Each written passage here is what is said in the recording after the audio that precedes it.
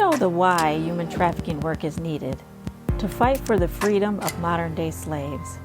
But love, passion, commitment isn't all you need to be an effective and successful anti-trafficking advocate. Learn the how. I'm Dr. Celia Williamson, Director of the Human Trafficking and Social Justice Institute at the University of Toledo. Welcome to the Emancipation Nation podcast, where I'll provide you with the latest and best methods, policy, and practice discussed by experienced experts in the field so that you can cut through the noise, save time, and be about the work of saving lives. Welcome to the Emancipation Nation. This is episode 145. I'm Dr. Celia Williamson, and today I have Dr. Heather Evans, and she's a licensed clinical social worker with a private group counseling practice in Coopersburg, Pennsylvania. She has over 20 years experience providing therapy, particularly specializing in sexual trauma and sex trafficking. She's authored 2 books that she's going to talk about on this podcast, and we're going to focus a lot on trauma, trauma-informed care, and trauma treatment. So welcome so much, Dr. Heather. I am so happy that you are here. This is a subject that I really want to talk about.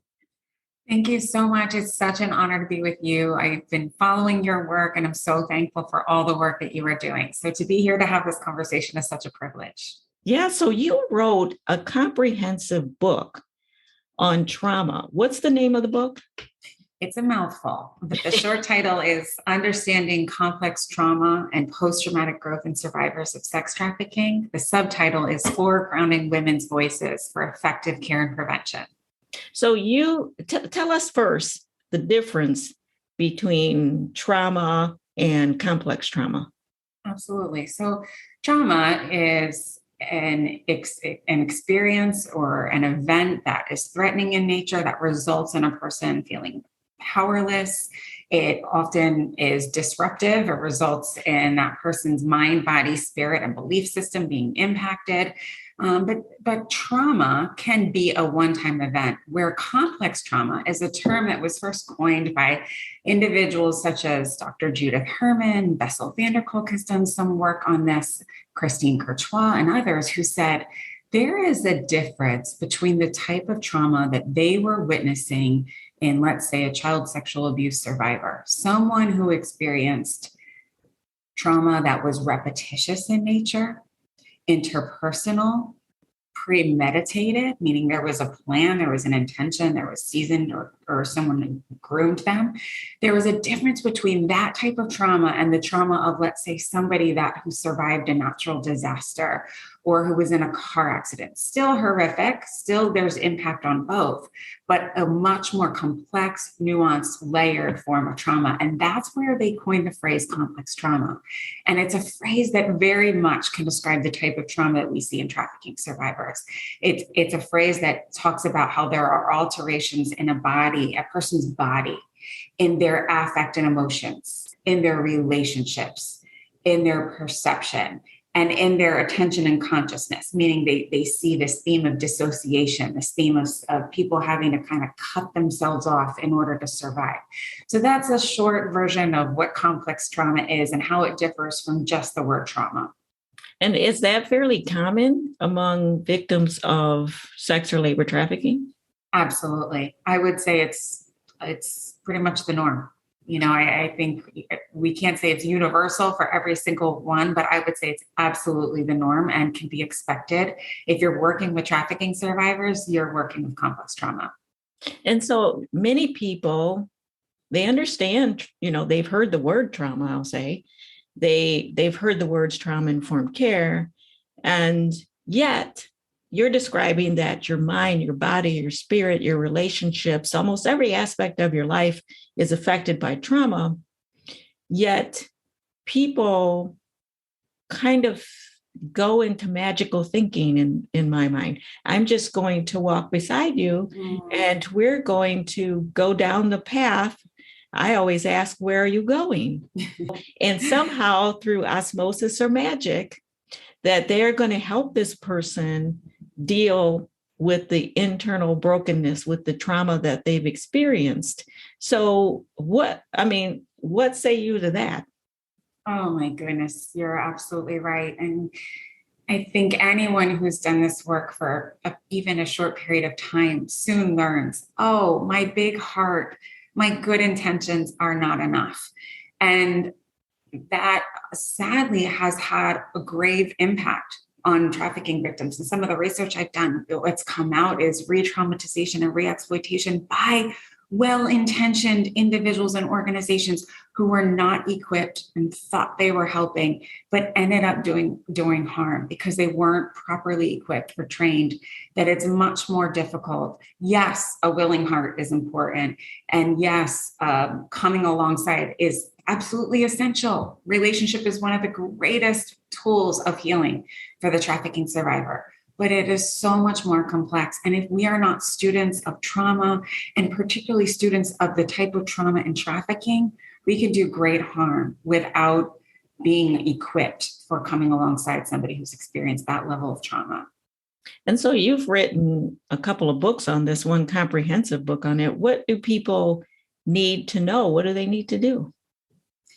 What do they need to do in terms of being prepared to help somebody who's experienced trauma? Yeah.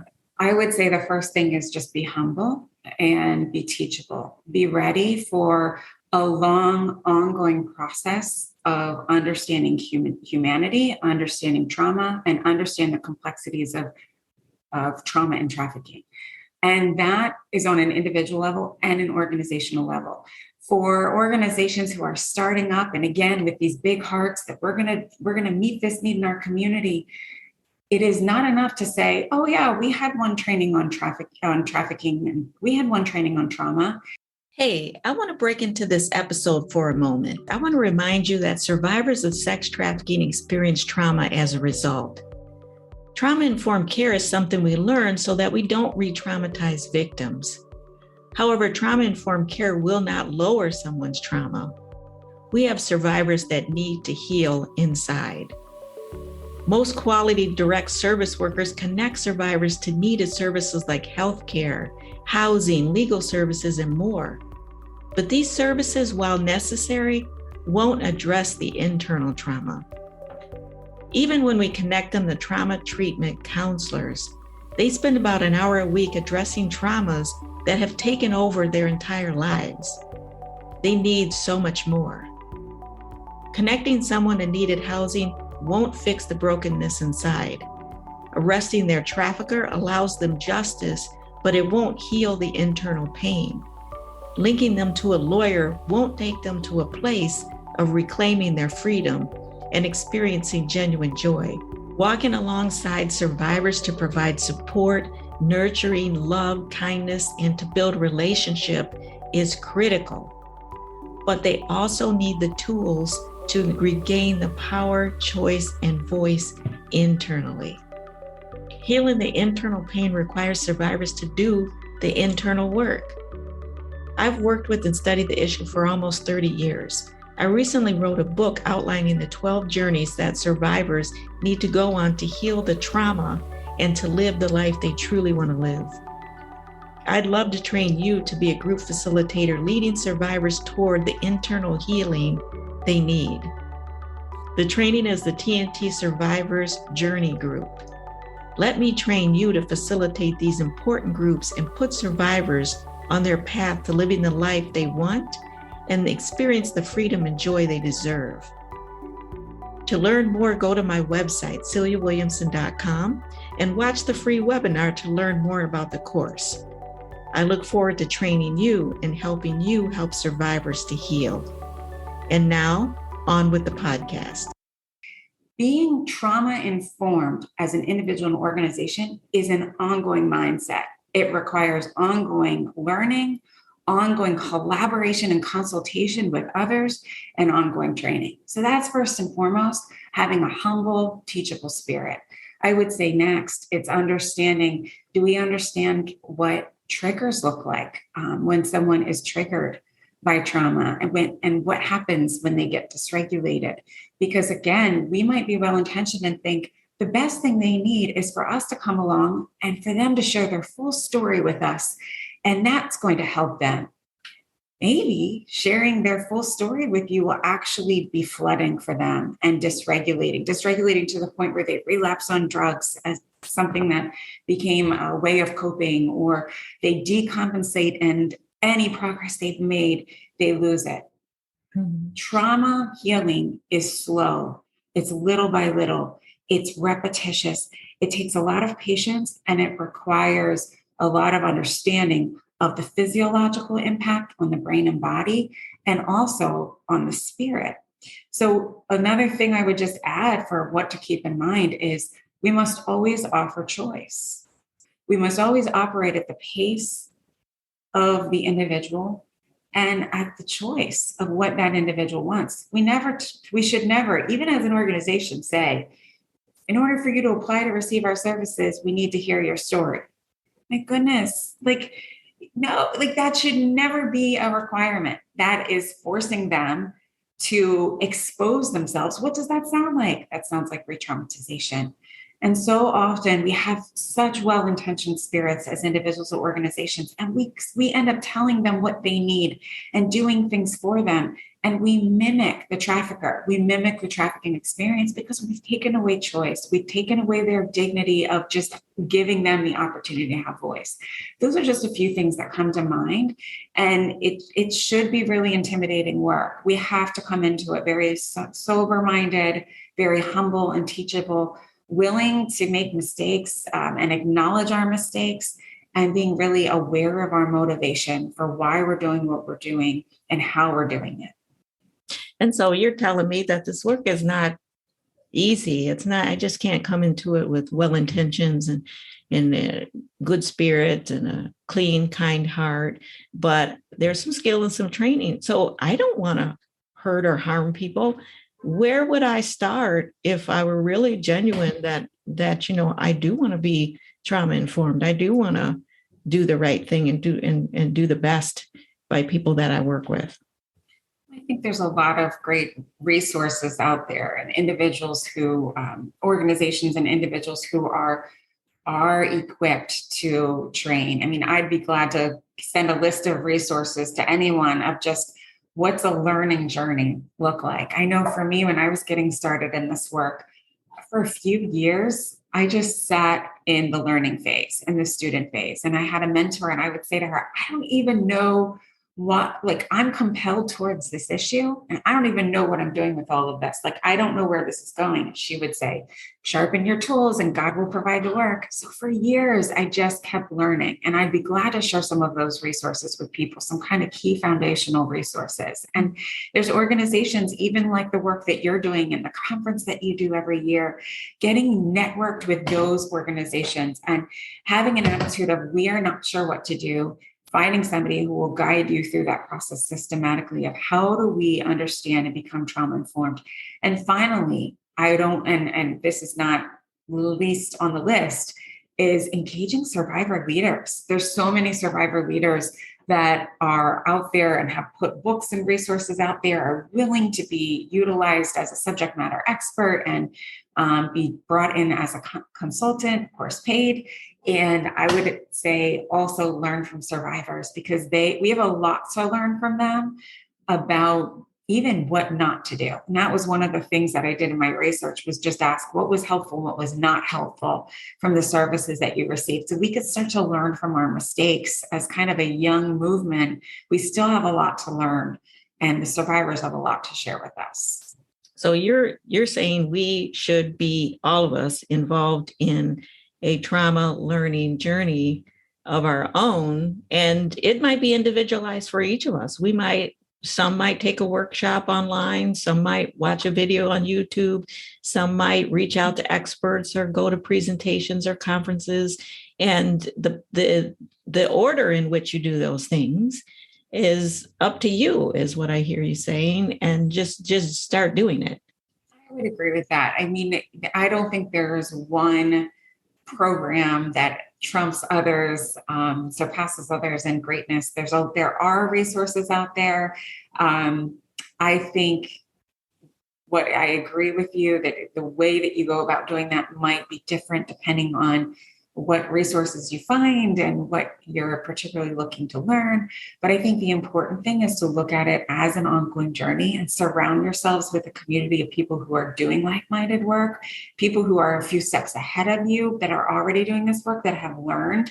And I think, unfortunately, and I see this in this movement a lot, organizations and individuals can become so siloed. It's like, we're going to open up our thing and we're going to do this over here. And they don't take time to reach out and collaborate. And that is a disservice, because all of trauma healing should be the reversal of the traumatic experience. What does trauma do? It isolates, it disrupts relationship. So healing has to happen in community. And we have to learn together and work together. So yes, I think it can be customized, it can be individualized, but the important thing is to be on a journey of learning. And I would agree with you, Dr. Williamson. You kind of said this. I think if you are going to be in this work, you should include training on trauma. Mm-hmm. I guess because I'm a clinician and I kind of came into the trafficking realm first, being a clinician who worked with trauma, I kind of take that for granted, not realizing that we still have a ways to go with understanding the trauma and how trauma impacts survivors. So whether you are in law enforcement or legal or medical care or education or social work, mental health, whatever, trauma should be part of our learning and part of our ongoing consultation and collaboration. It's often the root of the issue. And do you have contact information so that people could access a list of your potential resources? Oh, absolutely. Probably the best way to get a hold of me is drheatherevans.com. And that will lead you to a way to contact me, and you can ask me questions. Some links to the 2 books that I've written. The one book that I just mentioned is available on Amazon or the website of the publisher called Routledge, or anywhere where you buy books. The other book is directly on my website, drheatherevans.com or voicesofsurvivorsproject.com. That book includes photography taken by survivors that expresses their lived experiences. It's a great training and teaching tool. And that book can be found directly on my website. So I would say that's the best way to get a hold of me. I'm also on Facebook, Dr. Heather Evans, LCSW. I'm on Twitter at Dr. Heather Evans. Those would be some other ways to get in touch with me and follow me as well. Yeah. And so, people who are listening, reach out to Dr. Heather. I mean, that's why she's making the offer. Sometimes we think, oh, wow, this person is way too important and I shouldn't be bothering them. But she's saying, reach out, because the more you get educated, I mean, she wrote a whole comprehensive first book on this issue. She's fairly passionate about you becoming educated and trauma informed. So what's the name of the first book again? The name of the first book is Understanding Complex Trauma and Post-Traumatic Growth in Survivors of Sex Trafficking for Grounding Women's Voices for Effective Care and Prevention. And to explain post-traumatic growth, what is that? Yes. So when I was doing this research, which is really what's highlighted in this book, I wanted to really go deeply into 2 things. One, the impact on survivors who have gone through being sex trafficked, and 2, hearing directly from them what they found helpful and not helpful. So my theoretical lens was both complex trauma, which we've already talked about, and post-traumatic growth. And I didn't know what to expect when I decided to look into post-traumatic growth. It was a concept I had heard of, and I was interested, and I didn't know what to expect in terms of what would come out in the data. So to answer your question, post-traumatic growth is this idea created by 2 individuals, Tedeschi and Calhoun, that individuals who experience something traumatic or some form of suffering, that they can actually not just bounce back, which is the idea of resiliency, but grow forward, move forward from where they were at the point of experiencing that trauma as a result of like a result of the trauma that they experienced.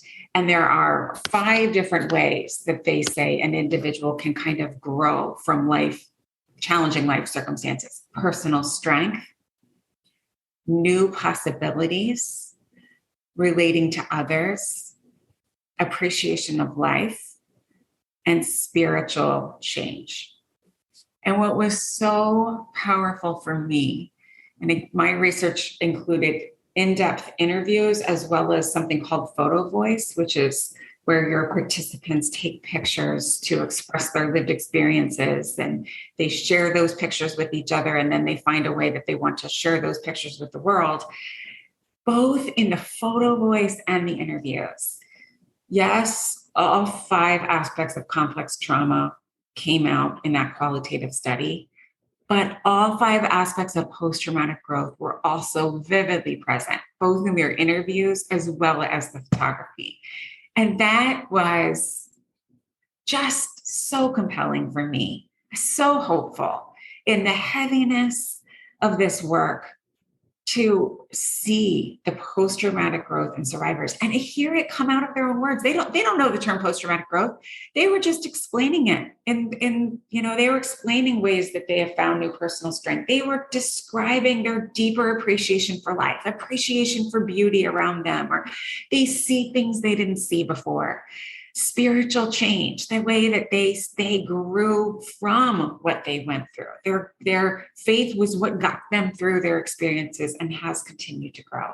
Or the way that they are now finding purpose, like taking actions and becoming advocates, or ways that they are giving back in the movement because they want to help others. Those are all evidences of post-traumatic growth. Very profound and powerful, and I think very hopeful for us that are advocates.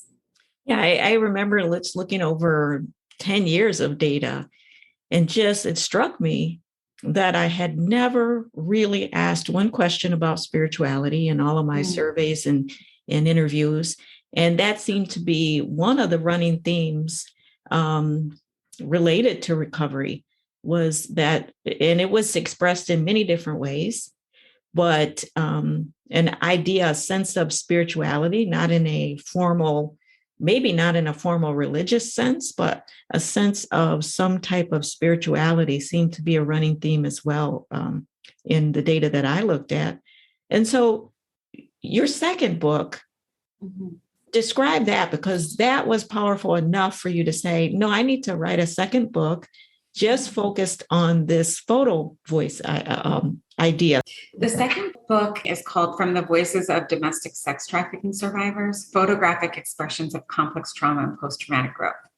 So, as I told you, one part of the research that I did was photo voice. And photo voice is using photography to bring together your participants and have them express their lived experiences through photography. The second part of it is they come together, they share their photos with each other, and they say, what do we see in these pictures? How do these pictures collectively tell our story of our lived experiences? And the third part of photo voice is saying, okay, what do you want to do with these pictures as a way to take action? So I had 7 participants that participated. The only prompt I gave them was, over a period of 30 days, take as many pictures or submit to me as many pictures as you want that tell me your story of being a survivor. That was it. And they also included a caption with those pictures. We did get them together. They were from all over the US, so we got them together via video calls and shared their pictures with each other, which was so powerful to hear them speak about each other's photos and what they saw in those pictures, how they could relate to those pictures. When I said to them, what do you want to do with these pictures?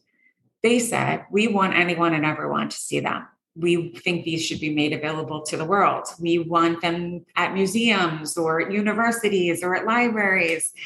And they said that we think this collectively tells the story of survivors in a way that protects our identity.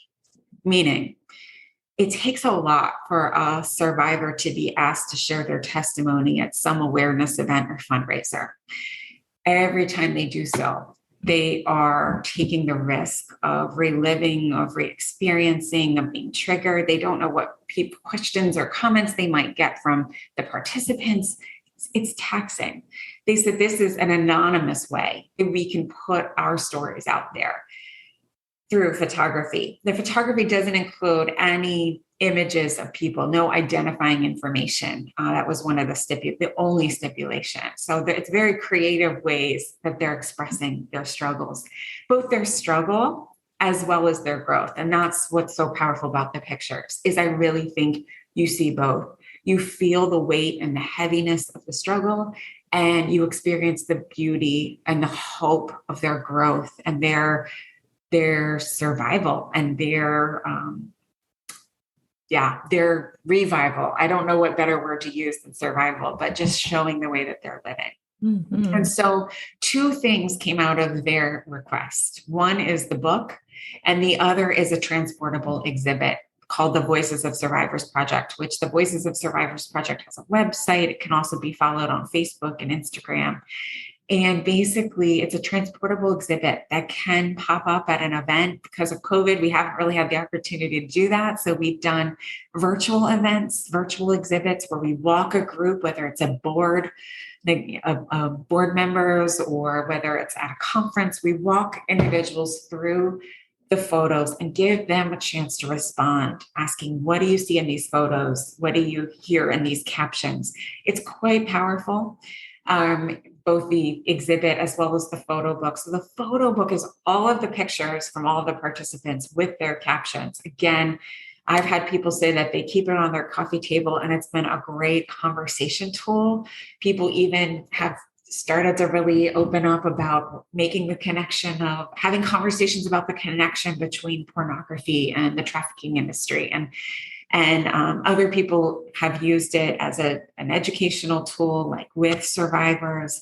So it can be used in a variety of ways. And then the virtual exhibit is available as well for an event, awareness event, or a training tool for staff or for board members or an organization that wants to have like an experiential, creative way to enter into the experiences of survivors. That's so cool. So if somebody wanted to do the traveling exhibit, how would they, is there an application or how do they reach out?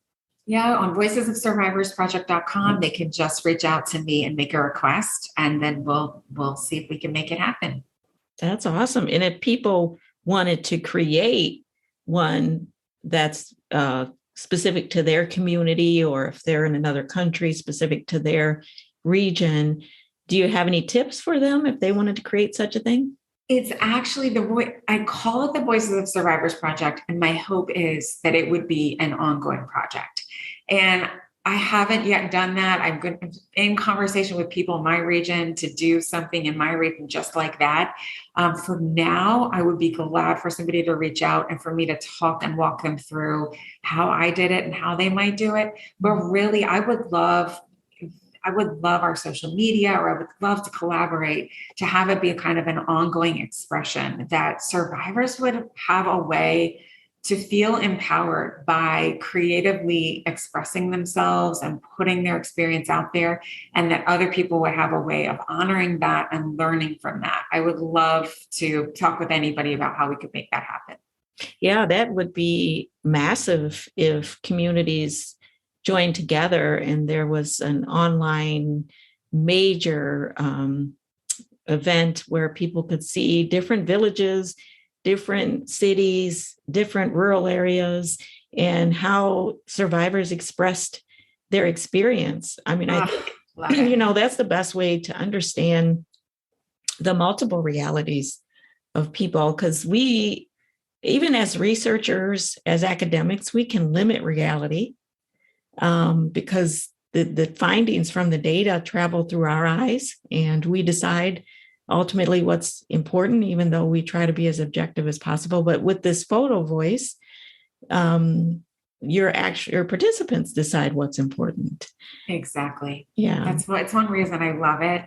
And, I think going back to the conversation about trauma, sometimes if for people who've experienced trauma at a pre-verbal age, or sometimes just because trauma is so horrific in nature, we can't speak about it. It's like I have clients that I work with that could take them months and months before they would speak or even write even one piece of one traumatic memory.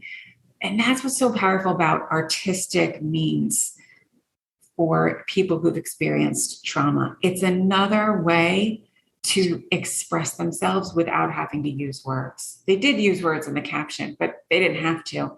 And so I just think it's very empowering to kind of tap into another way that they can use their voice. Mm-hmm. And they totally get to choose to be a part of it and to choose how they express themselves.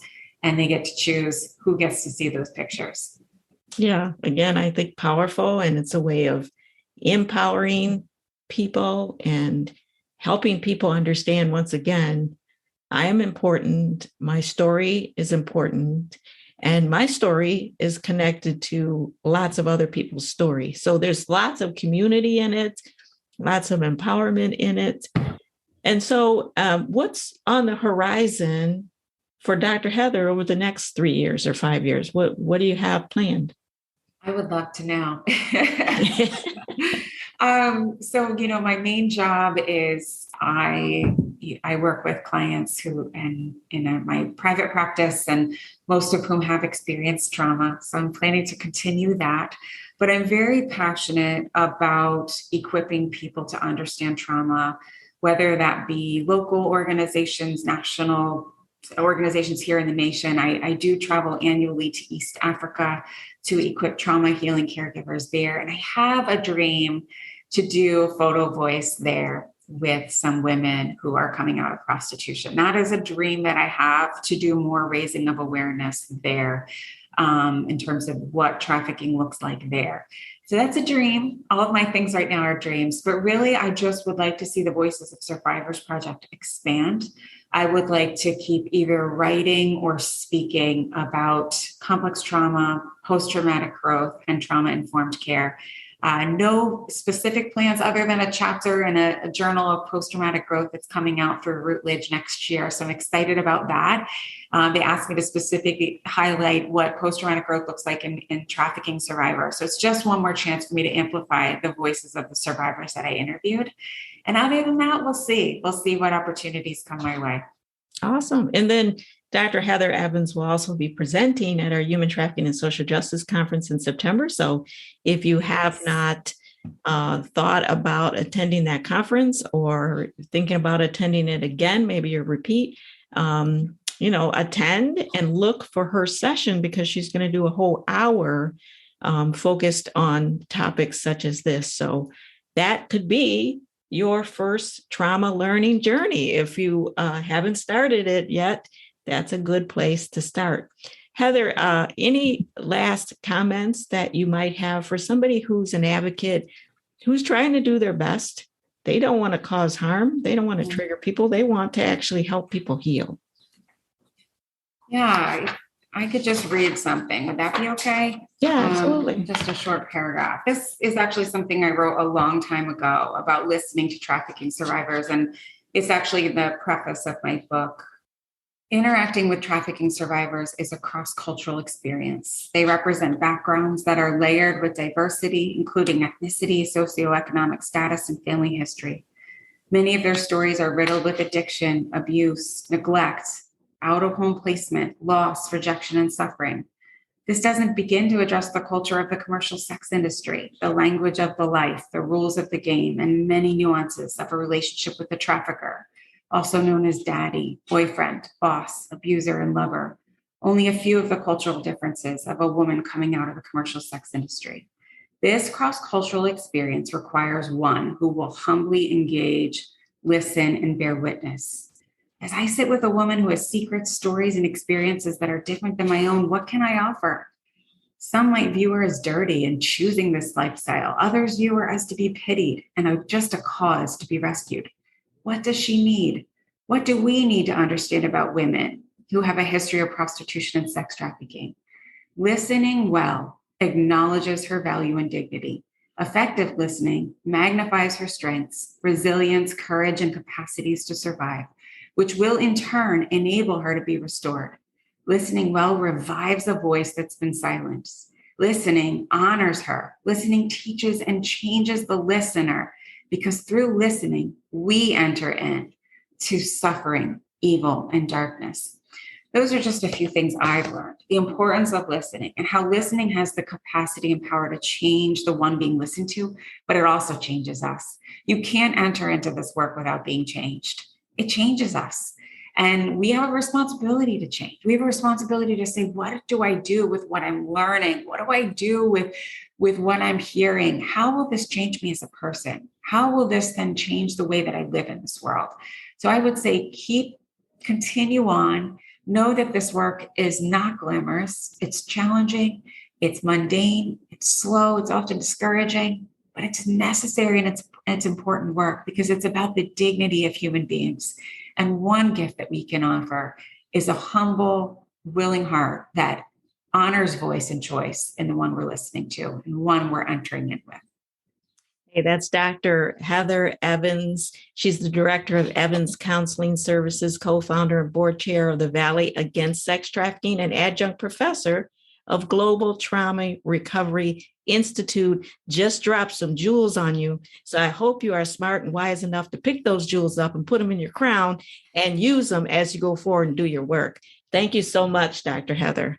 Thank you for the opportunity. Let's not just do something, let's do the best thing. If you like this episode of Emancipation Nation, please subscribe and I'll send you the weekly podcast. Until then, the fight continues.